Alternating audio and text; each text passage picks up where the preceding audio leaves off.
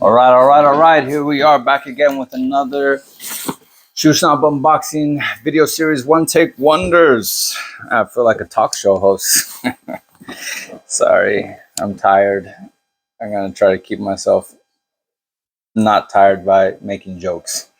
But here we are with a brand that I've shown before, a brand that I was super impressed with, and a brand that has been expanding their collection. So here I am to show you something new. The brand in question is Chinese shoemaker Yearn Shoemaker.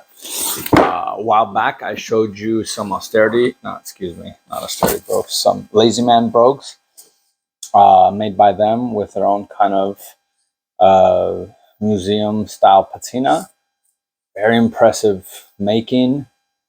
Hand welted, if I don't know, I'm drawing a blank. Pretty sure hand welted for $400 was impressive stuff. They are impressive shoemakers. Their Instagram shows phenomenal stuff. I'm blown away by nearly all the photos. And here was something that really intrigued me, as it's kind of right up my alley in terms of style. And it was something, you know, chisel lasts for all the rage these days, but I like a classic kind of almond style toe, or round. I like more round, not like overly round, not like Alden round, but like elegant round. So they came out with a new round last, and they wanted to highlight that, and I wanted to show you that, as I think for those of you who don't like the chisel last, this will be something that you do appreciate. So let's take a look.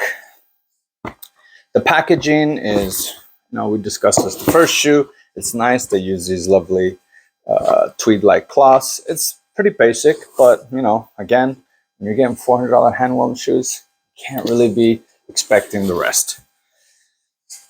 All right. So let us take a look.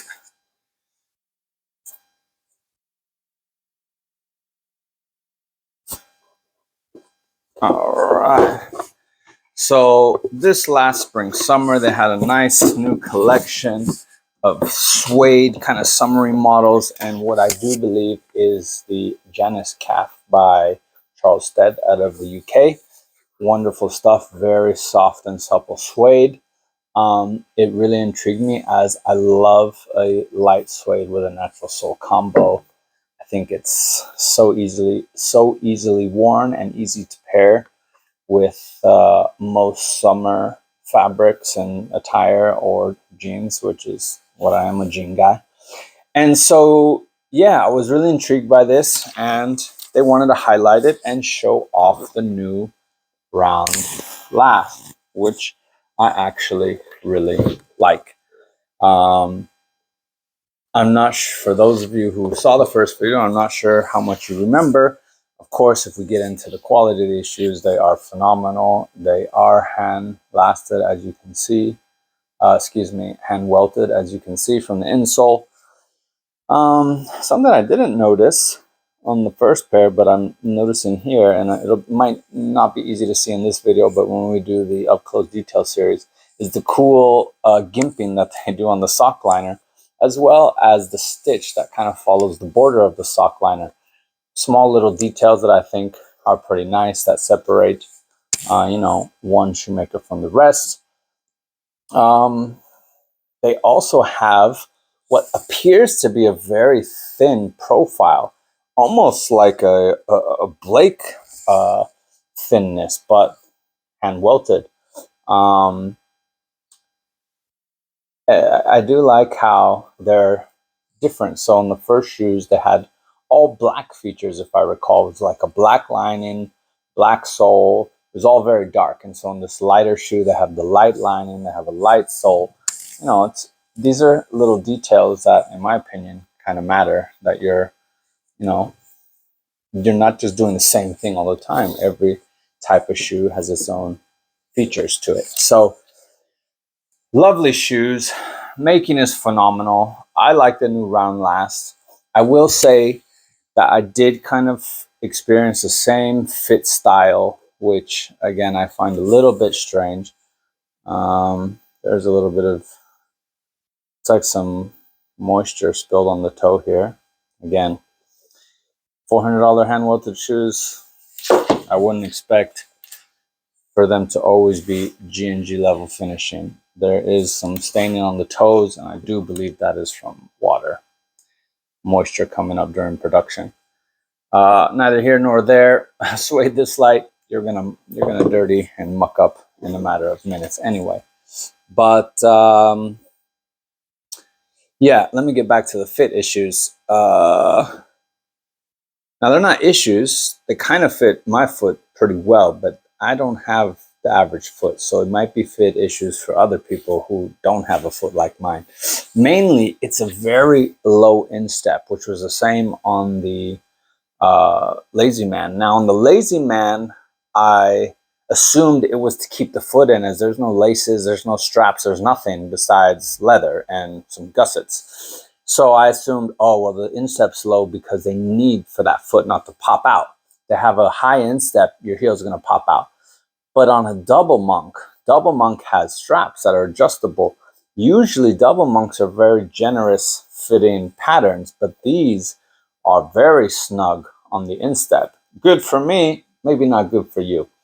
So I'm not sure if they'll do last adjustments or have varying widths, but just some feedback for those of you that have high insteps. I got my typical 6.5 UK size, fit good. It is an elongated last, so don't confuse round with short. Round but elongated. So I had plenty of toe space, but the size was good. Again, making is phenomenal outside. There's a little water stain, nothing to see there. It doesn't really mean anything. But in terms of finishing, great finishing. The sole is beautiful. The beveled waists are flawless. They're perfect.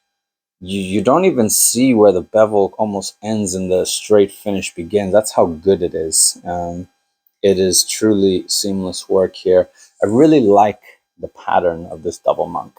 Again, I might start touching on design works. I think it's important, but there are subtle pattern things that you may not notice when you're appreciating something. But I like how this comes down so far, and then also the shape of that. Sorry, I don't know if you could see. I like how that comes down, and then this shape here and how it extends. These are things that if you're not, a designer, you may not notice, but you might appreciate it subconsciously. So beautiful pattern, beautiful design. I like the new round last.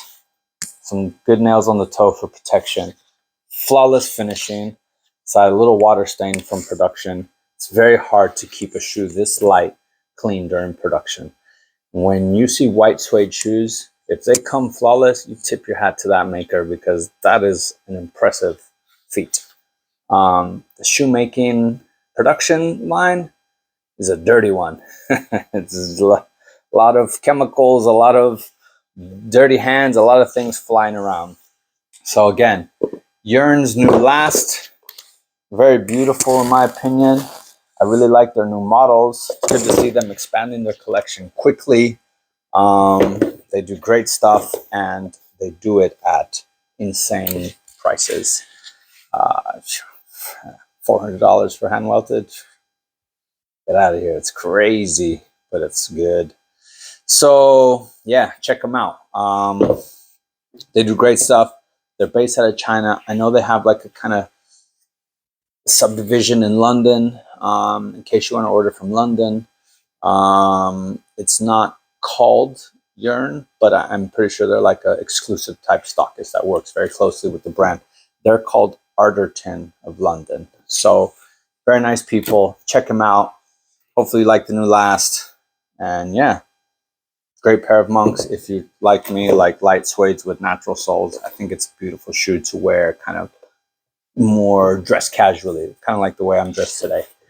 These could easily fit into this type of outfit. So anyway, thanks as always for tuning in. I have tons more. Do stay tuned, as I have a lineup of shoes, and I wish everybody a great day. Thanks as always. Take care.